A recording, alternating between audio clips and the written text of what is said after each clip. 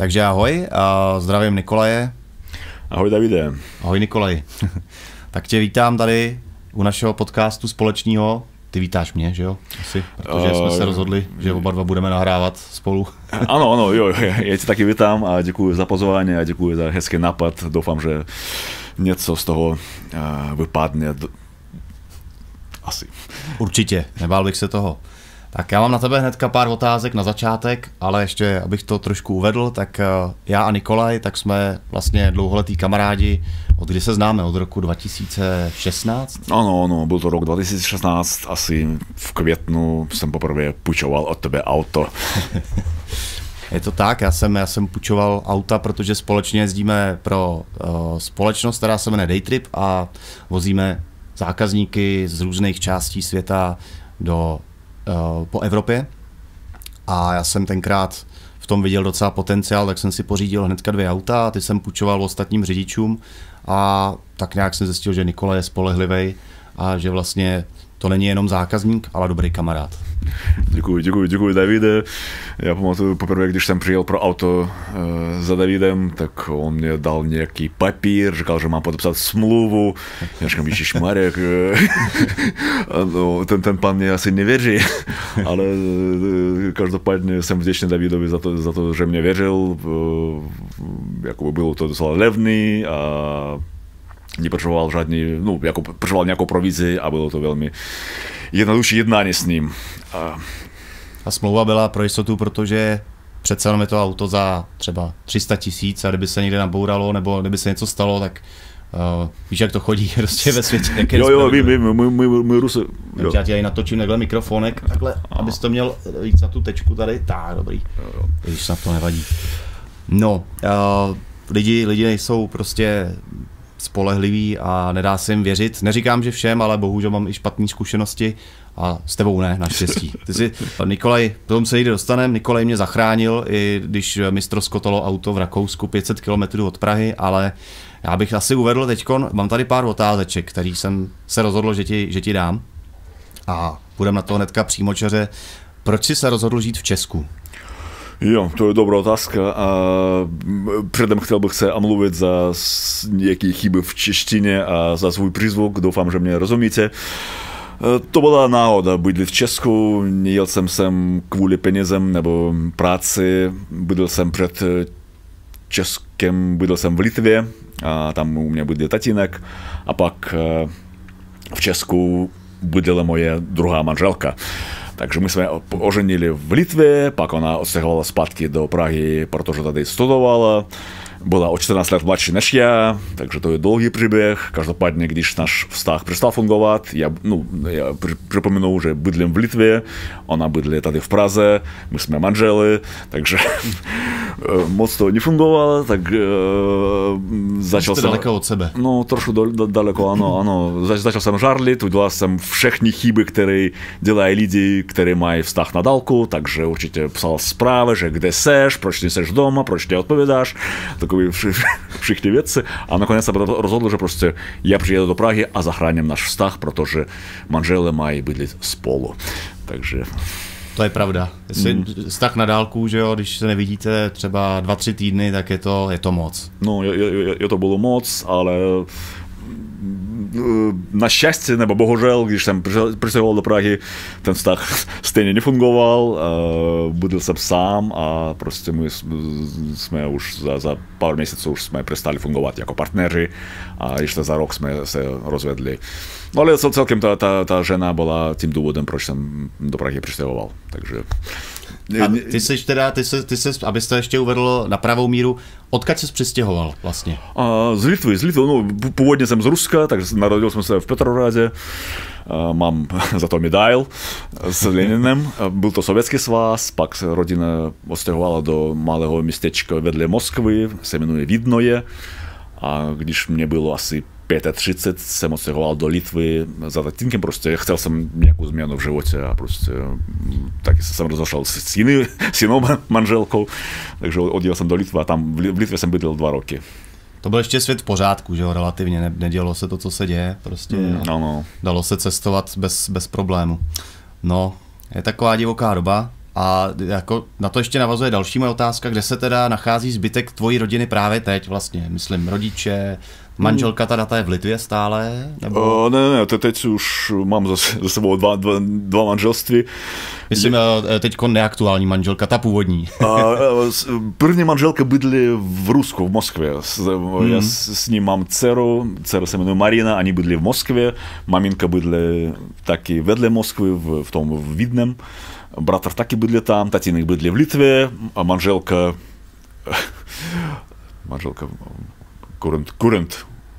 Jo, současná manželka je Alžběta, ona bydlí tady v Praze, a druhá manželka, kvůli kterou jsem přistěhoval do Prahy, bydlí taky v Praze, tak ona tady zůstala. A manželku současnou Alžbětu znám velmi dobře, je to velmi milá žena. Ano, to je nejlepší z mojich manželek, to říkám furt.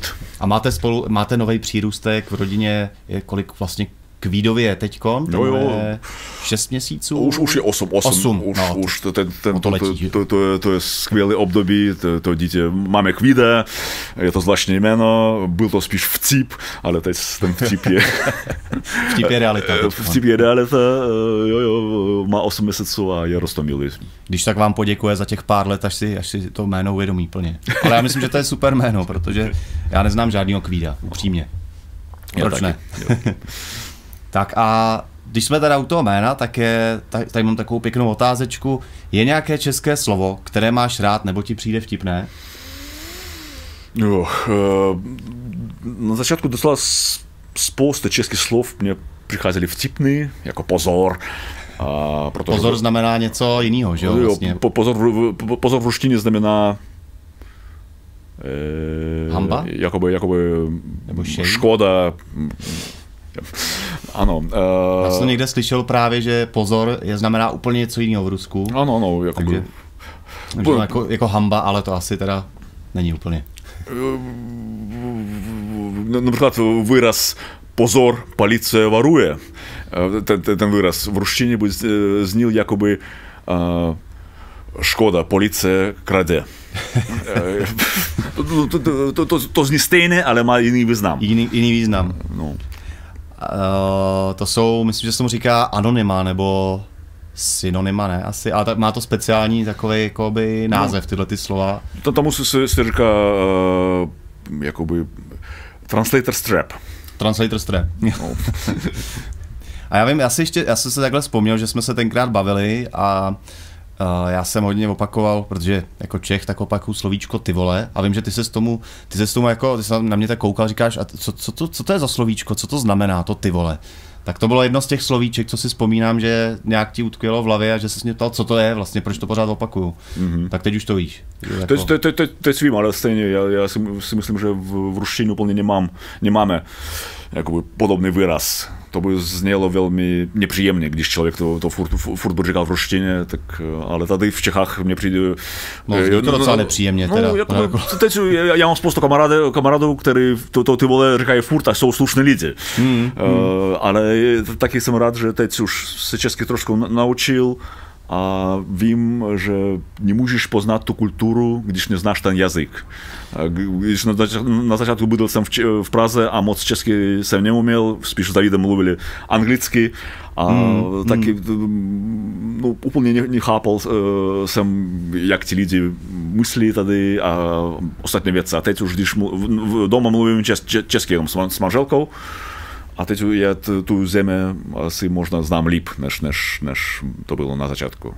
A ty si vlastně proto, aby si tady mohl být, tak ty vlastně musíš mít víza. A každý rok to musíš obnovovat, nebo každý 2 roky, nebo něco takového? Teď už je to jednodušší, teď už mám trvalý pobyt, to je na 10 let. Předtím, ano, musel jsem mít vízum, který jsem musel obnovovat každý rok, nebo každý 2 roky, ale kvůli tomu, že jsem neměl peníze, tak jsem obnovoval to každý rok, protože na tu výměnu vízum potřebuješ dodat to pojištění, zdravotní pojištění. A jsem kupoval ročné zdravotné pojištění a to máš zaplatit za celý rok dopředu. Takže pokud chceš vízum na 2 roky, tak to je docela dost peněz teda. Takže na to jsem neměl, takže furt jsem Není to úplně snadný asi, takhle jako chtít žít někde jinde. Já si to nevím představit, protože já vlastně žiju v Česku a možná jsem někdy uvažoval, že bych se přestěhoval, ale pak se mi prostě v životě zadařilo plno věcí, takže jsem se rozhodl, že tady zůstanu, mám tady rodinu, kamarády a vlastně by mi to chybělo asi, kdybych úplně zmizel někam jinam. Ale třeba součástí těch víz tak je i to, že musíš ovládat ten český jazyk na nějaký úrovni, nebo to není potřeba tady? To je potřeba, když žádáš o ten trvalý pobyt. O trvalý pobyt a občanství. Já jsem teď dostal trvalý pobyt, ale nemusel jsem mít tu zkoušku, protože manželka je Češka. Takže díky tomu nemusel, ale už mohl bych mít. Ale teď já chci požádat o české občanství a na to potřebuji už zkoušku s češtinou. Už to mám za sebou, mám úroveň B1, a nevím, jestli to vám něco říká. Já jsem A1 teda tím pádem, nebo? Asi A2. A2 možná někdy, protože jsem z češtiny měl jsem jedničky, ale občas dvojky, takže možná A2. Je to možný. No to máš pravdu, nie to jednodušší stěhovat do jiné země. Zase řeknu, že to nebylo moje jakoby rozhodnutí, to spíš ten život mě posunul sem. Ale teď já vím, bohužel, možná to se změní, ten pocit, ale vždycky cizinec zůstane cizincem. Určitě mám teď dobré kamarády, ale stejně jsem tady nenarodil a tak zůstane bohužel navždy, ale celkem jsem tady spokojený. Já myslím, že se zaklimatizoval úplně skvěle protože já vím, že na sobě hodně pracuješ, že se snažíš naučit se ten jazyk a že jako tě zajímá to, co je, jak to říct, za obzorem, protože spousta lidí, já když si třeba vezmu třeba Vietnamce, který tady žijou, tak kolik z nich vlastně tu češtinu pořádně neovládá, nic proti nim samozřejmě, ale prostě přijdeš do večerky, že jo, na něco se ho zeptáš a jako vidíš, že ti třeba občas nerozumí a je to mladý kluk, který tady pravděpodobně vyrůstal a už je to třeba další generace těch, co tady byli před ním a je tam, nevím, jestli tam je nějaká snaha tohleto jako, a vím, že jsou určitě lidi, kteří se opravdu naučí česky, že ten Vietnamec mluví perfektně, ale prostě spousta z nich to neovládá. No a ohledně Vietnamců, já zase mám pár známých a jsou dobré kamarádi a taky občas pro mě je to vtipný, protože já znám pár Vietnamců, kteří tady se narodili, ani neumí vietnamsky, ani umí perfektně česky, ani jsou Češi. Vypadají trošku, protože člověk tady narodil. Asi má kamarádi taky Češi. Umí jazyk, neumí vietnamsky, takže on spíš Čech, ale vypadá jako Vietnamec. A to je podle mě trošku zvláštně, ale vtipný. Jednou já jsem pracoval na Ubere, jako řidič Uberu a taky Boltu. A jednou jsem měl klienty, ty Vietnamci, asi bylo 3 mladých Vietnamce. Holky, kluci mluvili mezi sebou česky, prostě furt říkali ty vole, kamaráde a bylo to docela zajímavé jich poslouchat. Je to nakažlivý, to ty vole, bohužel. No já si pamatuju na škole, když jsem byl na základce, tak tam byl Vietnamec, který se jmenoval Franta. Což jako nesedí to na něj, ale je to vtipný, je to hezký, že se to takhle vlastně časem mění. Tak. Takže to, co si neumíme představit, tak dneska už je realita. Bohužel i ty špatné věci, ale to nevadí. Tak a teď jsem se tě chtěl zeptat, čím se teď aktuálně nejvíce zabýváš a jakou prací? Jakou prací nebo co teď děláš nejvíc vlastně? Jsem živnostník, takže největší příjem mě přináší práce na ten day trip, s kterým jsme začínali, takže jezdím s cizincama, spíš s Američanama po Evropě. Prostě nějaký pán nebo paní objedná si auto z Prahy do Budapešti, nebo z Prahy do Vídně, nebo z Prahy do Salzburgu a já jich vyzvednu a jedem tam. Občas v procese děláme zastávky v různých známých městech, jak Český Krumlov, nebo Kutná Hora, nebo Třebíč, cokoliv. A pak je to zahraničí, jo, třeba v Regensburgu nebo Salzburg. No to děláš taky, Regensburg, Salzburg, všichni ti... Teď byl jsem v spoustu městech a taky, v kterých běžný Čech byl možná jednou nebo dvakrát v životě a já jsem tam byl v tom Českém Krumlově asi 50krát nebo 100krát, jo, ještě mám kolik. To mám úplně stejně vlastně, no, tak já jsem díky tomu nazbíral hodně inspirace, když třeba s rodinou chceme někam jet, tak řeknu, jo, v Českém Krumlově tam jsem byl, a vy ne, tak se tam pojďme podívat a opravdu neříkám, že je provedu jako 100% průvodce, ale řeknu jim, tohle je hezký, tady je super restaurace, tady si můžeme dát kafe, tady odsaď uvidíte zámeckou zahradu v celé své kráse. Je to zajímavý, ta práce. By the way, ano, je to zajímavá práce a v tom Českém Krumlově, které je tvoje oblíbené restaurace? Restaurace v Českém Krumlově, tak já jsem se zamiloval Cikánskou jizbu.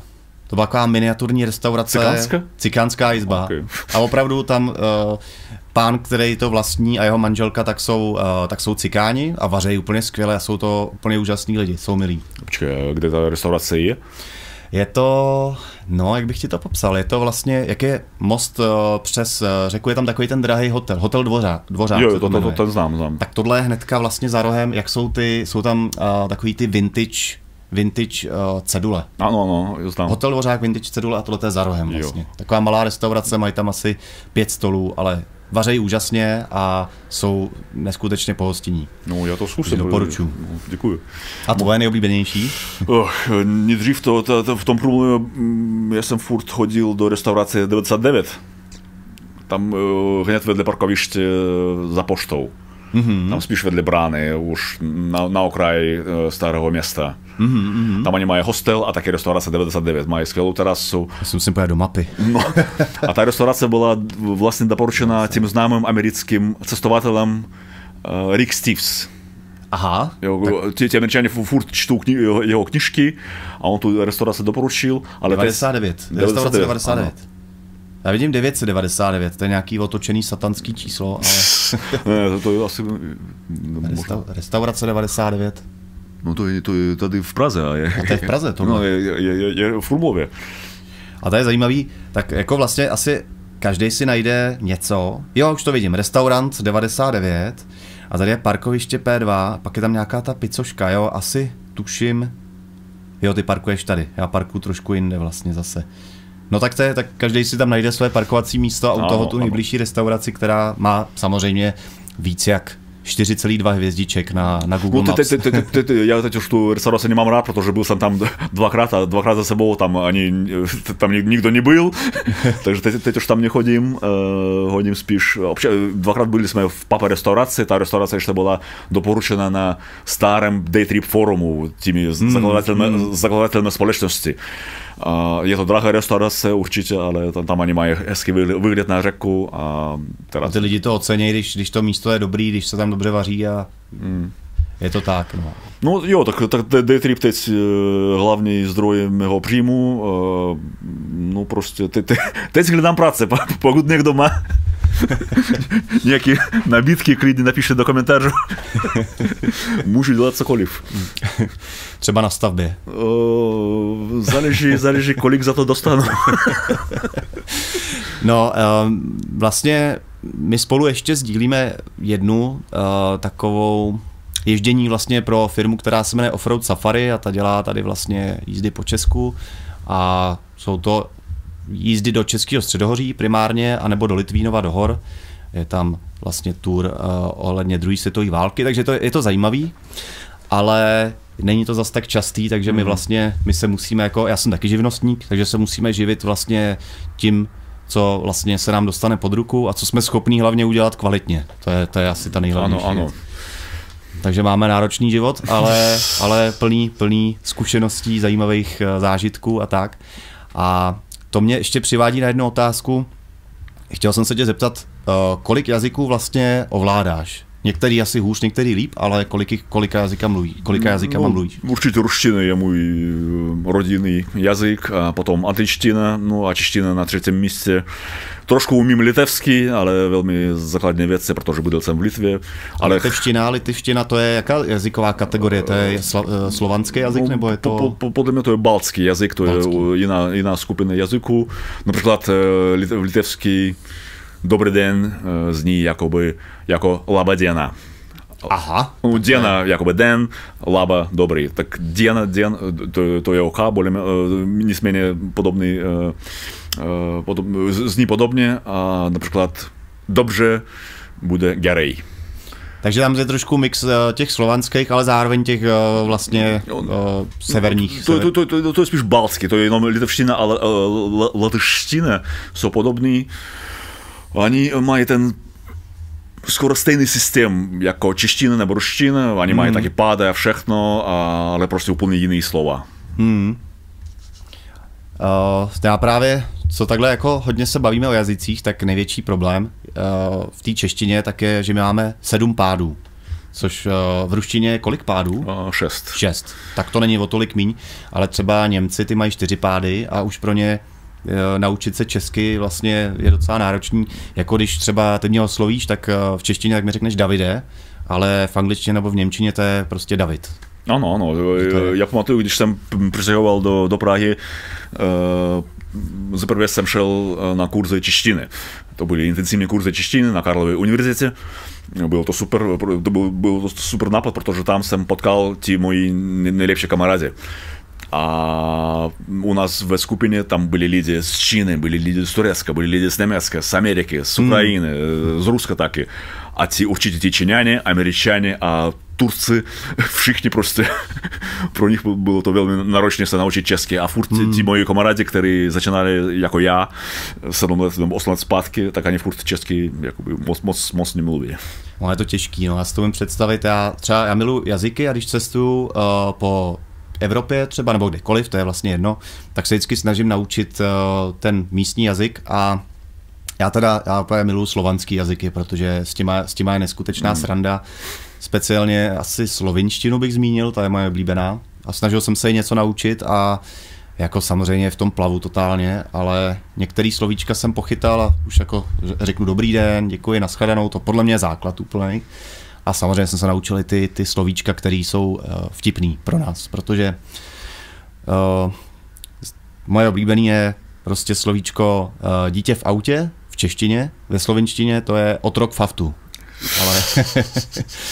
Ale znáš slovíčko otrok? Otrok jako slave, jo. Slave, no jo, přesně tak.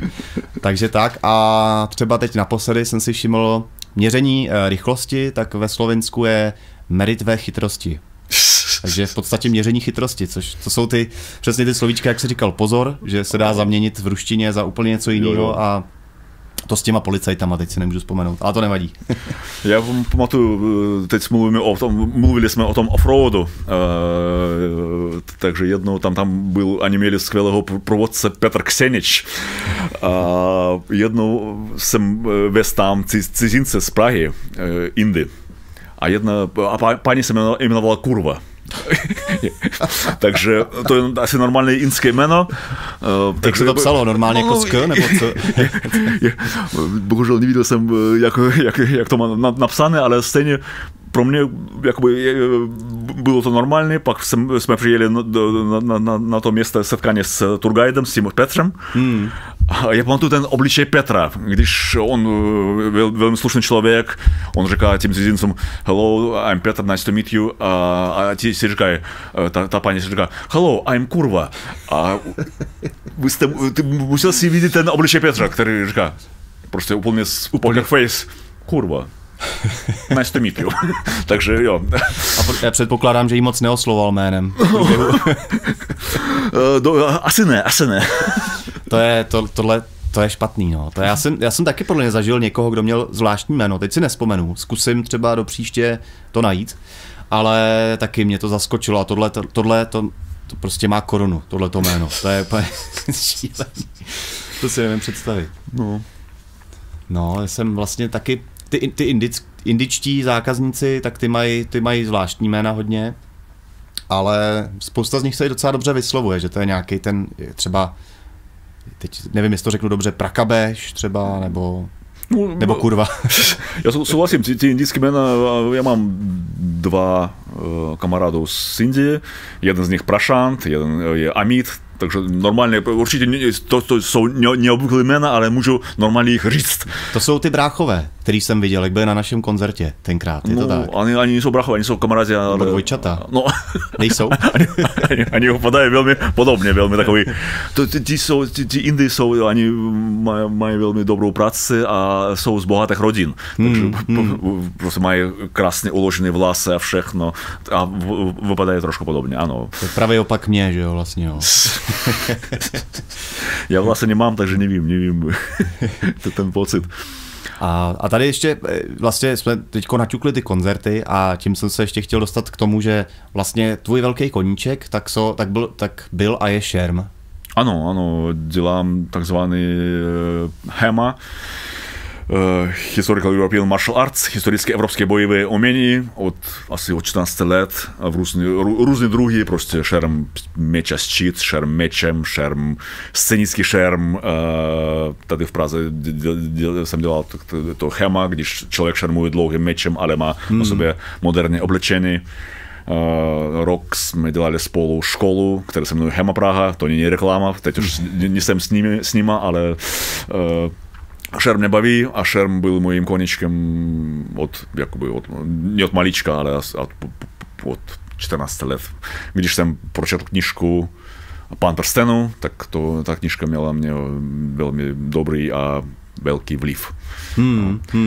No, takže tak. A teď se snažím, když ta sezóna se skončí, tak od D-tripu, teď musím najít něco, co mě přinese peníze. Teď si myslím o tom, že založím nějakou školu pro děti toho šermu a uvidíme.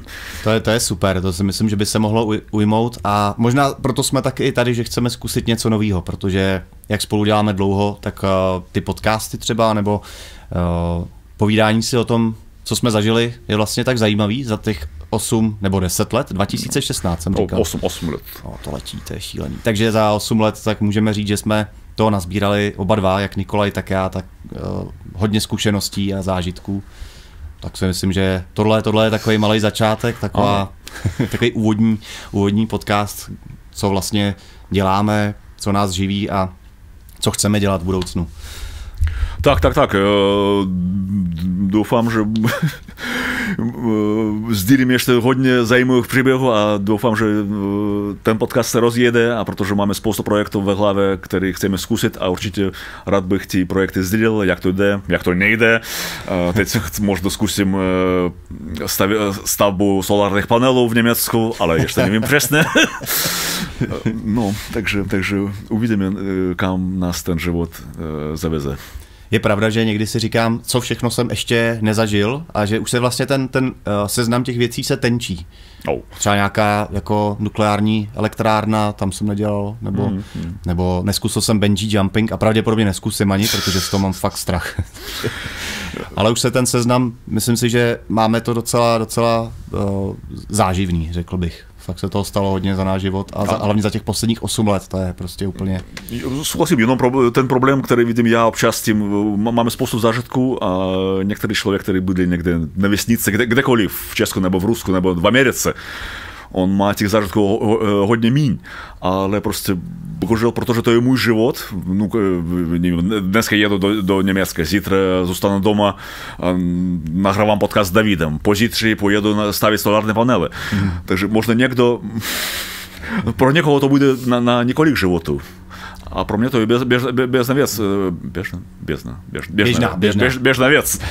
A tak problém v tom, že občas možná něco, co nám už nepřijde zajímavé, bude zajímavý pro někoho jiného.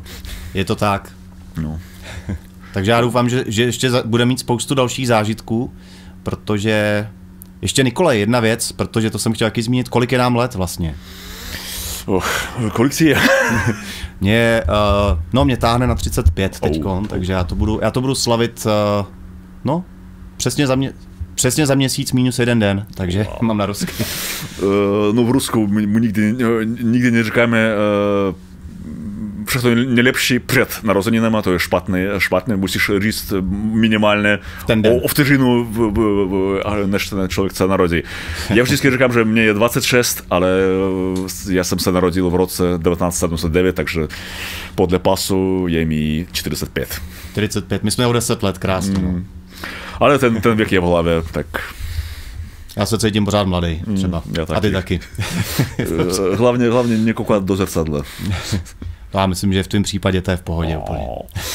Možná někdy se natočíme pro vás gay porno. Ne. ten zařadek taky nechceš. Takhle jsem to nemyslel, promiň, okay. Možná to by vyznělo, ale...